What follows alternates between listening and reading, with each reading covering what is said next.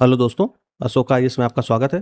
दोस्तों हम लोग जो है डेली टारगेट टॉपिक्स आपको देते हैं, तो आज जो है डे 33 के टॉपिक आपको देंगे, तो उसी हिसाब से आप लोग जो है पढ़ते जाइए जो-जो बताया जा रहा है, ठीक है?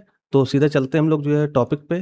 तो आज जो है आपको ज्योग्राफी की 9th की जो एनसीईआरटी न्यू वाली, उसका चैप्टर नंबर 5 और चैप्टर नंबर 6, ठीक है? ये 2 चैप्टर पढ़ने हैं, ठीक है?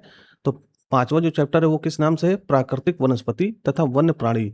इसको पढ़ते जाइए दोस्तों, इसमें आपको बहुत सारे भारतीय संदर्भ में मतलब ये जो किताब है ये आपको भारतीय भूगोल के बारे में अच्छी जानकारी देगा, जिसमें आपको प्राकृतिक वनस्पतियाँ, भारत में कौन-कौन सी वनस्पतियाँ पाई जाती हैं और कौन-कौन से वन्य प्राणी हैं। इसमें आपको सदाबहार वन, ठीक है? उष्णकटिबंधीय वन, ये सब चीज़ें बताई जाएँगी अच्छे से, और भारत के किस क्षेत्र में कौन से वन पाए जा रहे हैं, कौन सी वनस्पति पाई जा रही है, उसका एक जो है बेसिक आपको नॉलेज यहाँ पे मिल जाएगा, ठीक? तो ये आपको चैप्टर अच्छे से पढ़ना है ध्यान से। कोई भी चीज़ जो है जो इम्पोर्टेंट है उसको ध्यान से ही पढ़ना है। मतलब कहने का ये है कि आप उसको जल्दबाजी में या तेज़ी से पढ़ने के चक्कर में या किताब ख़त्म करने के चक्कर में मत रहिए। आपको कॉन्सेप्ट, आपकी अवधारणाएँ, आपका बेसिक मज़बूत होना चाहिए। इसलिए ये चैप्टर ध्यान से पढ़िएगा। ये किताब भी बहुत ज़्यादा इम्पोर्टेंट है। इसमें 6 चैप्टर ही हैं, तो आज ये किताब समाप्त भी हो जाएगी। तो आपको पिछले जो 4 चैप्टर बताए गए हैं भारत के संदर्भ में, ये किताब पूरी मैंने बताया कि पूरी किताब जो है भारतीय भूगोल के संदर्भ में है। तो इसका चैप्टर नंबर 5 और इससे पहले जो चैप्टर बताए गए, उनको ध्यान से पढ़ना है, ठीक है? इसका जो 6वां चैप्टर है वो जनसंख्या नाम से है, ठीक? तो जनसंख्या अच्छे से समझना है। तो ये आपका हो जाएगा आपका ज्योग्राफी का आज का टारगेट। इसी तरह हिस्ट्री का जो हम लोग टारगेट देते हैं, उसमें क्या-क्या है, 8th क्लास की एनसीईआरटी चल रही है और आपको पता भी होगा कि इसका जो है भाग 2 हम लोग देख रहे हैं, जिसका नाम है हमारे अतीत 3rd। आपको पता होगा क्लास 6 की हमने पढ़ी थी, उसमें क्या लिखा था? हमारे अतीत, और आगे लिखा था फर्स्ट, यहाँ पे फर्स्ट दिया हुआ था, ठीक है? इसी तरह जो 7th क्लास की एनसीईआरटी थी, वो क्या थी? हमारे अतीत 2nd, और 8th क्लास की जो एनसीईआरटी है, उसका नाम क्या है? हमारे अतीत 3rd, ठीक? तो मैंने आपको ये भी बताया है कि जो नई बुक आई है, उसमें ये जो भाग 1 और भाग 2 है, इसको मर्ज करके केवल एक बुक बना दी है। तो अब क्या करना है, अगर नई बुक लेकर के आए हो, जो 2025-26 में एनसीईआरटी ने अपनी रिवाइज़्ड एनसीईआरटी बुक जो है जारी की है, उसमें आपको भाग 1, भाग 2 नहीं मिलेगा। तो उससे घबराना नहीं है, चैप्टर वही है, केवल मर्ज किया हुआ है। अगर फिर भी अगर कोई चैप्टर का नाम अलग होता, तो आप हमको कमेंट करके ज़रूर बताइए कि सर ये चैप्टर का नाम अलग दिया हुआ है, ठीक है?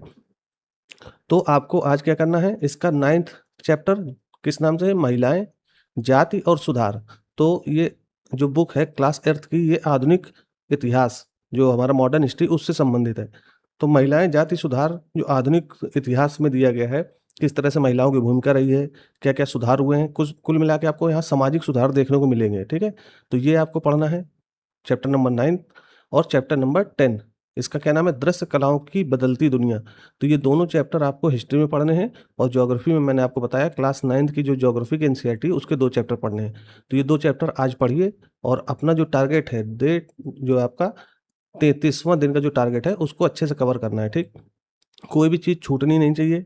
कोई भी चीज़ जो है आपको ऐसा ना हो कि आप जल्दी में पड़ जाएँ, फिर वो आपकी रह जाए, क्योंकि ये एनसीईआरटी आपका बेस है, इसको अच्छे से तैयार करना है। और ये मैंने यहाँ पे नोट लगा रखा है कि बॉक्स में लिखे प्रमुख फैक्ट, यहाँ जो है अगर आप किताब पढ़ रहे हो और जो अभ्यर्थी पहली बार आ रहे हैं, उनसे मैं रिक्वेस्ट करूँगा कि अगर आप हमारा ये जो प्रोग्राम है, इसमें अगर शामिल होना चाह रहे हो, तो आप डे 1 से देखना शुरू कीजिए, ठीक है?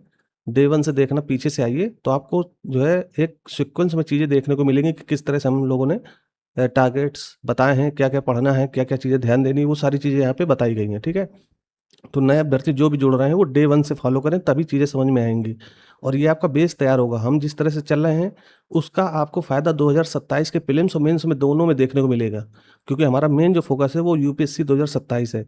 इसके अलावा जो स्टेट पीसीएस है, स्टेट पीसीएस, उसमें भी आपको बहुत ज़्यादा इसका फ़ायदा मिलेगा, क्योंकि जो एनसीईआरटी होती है, वो सिविल सर्विसेज़ की तैयारी में एक एक तरीके से आधार होती हैं। अगर आप इनको पढ़ रहे हो, तो आपको बहुत सारी बेसिक जानकारियाँ, छोटी-छोटी जो है कुछ टॉपिक्स आपको मिलते जाएँगे, जो आपको प्रीलिम्स के क्वेश्चन सॉल्व करने में और साथ ही साथ मेंस के जो आंसर हैं, उनको लिखने में बहुत बड़ी भूमिका निभाने वाले हैं।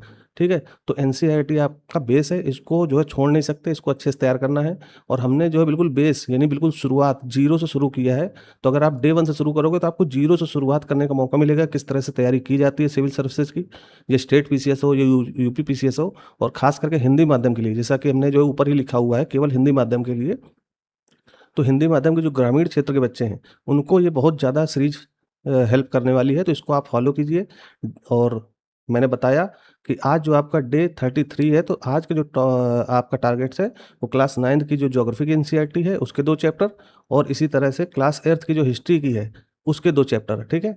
आप हिस्ट्री इस तरह से पढ़ते जाओगे। अब हम लोग क्या करेंगे, जब हम लोग 9th की एनसीईआरटी में आएँगे हिस्ट्री की, जो कि वर्ल्ड हिस्ट्री से रिलेटेड है, तो उसको हम लोग क्या करेंगे, मेंस के पर्पज़ से पढ़ेंगे। क्योंकि आपको पता होगा कि जो यूपीएससी का ये स्टेट पीसीएस, जो भी स्टेट पीसीएस हो उसमें मेंस प्री में वर्ल्ड हिस्ट्री नहीं है, तो केवल मेंस में दिया हुआ है। तो यूपीएससी का हम लोग सिलेबस ध्यान में रखेंगे और साथ ही साथ स्टेट पीसीएस, ये जैसे यूपी पीसीएस हो गया, उत्तराखंड पीसीएस हो गया, ठीक है? तो इनके मेंस में जो सिलेबस दिया हुआ है, उसमें वर्ल्ड हिस्ट्री दिया हुआ है जीएस 1 में।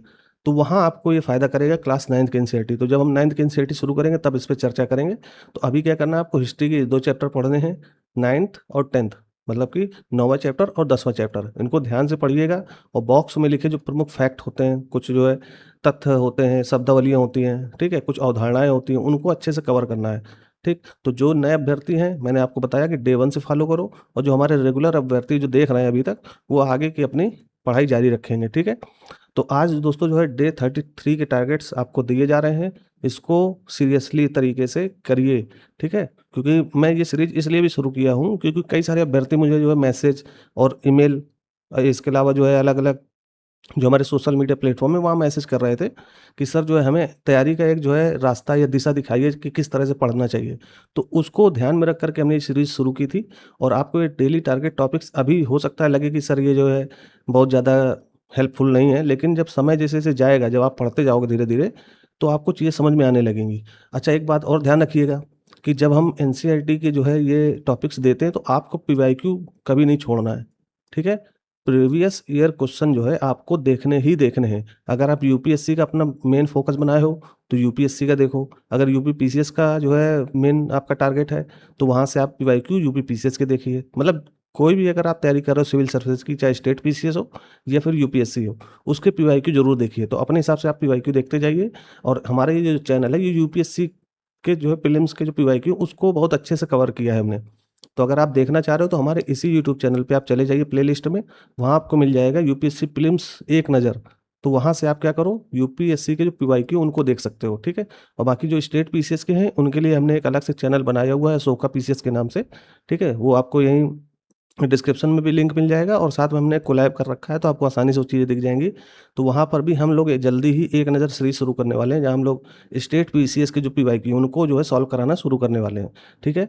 तो आप लोग इससे जुड़े रहें और ये टारगेट्स जो दिए जा रहे हैं, इनको अच्छे से कवर करना है, ठीक? तो आज इतना ही रखते हैं दोस्तों और फिर अगले दिन हम लोग मिलेंगे नए टारगेट के साथ।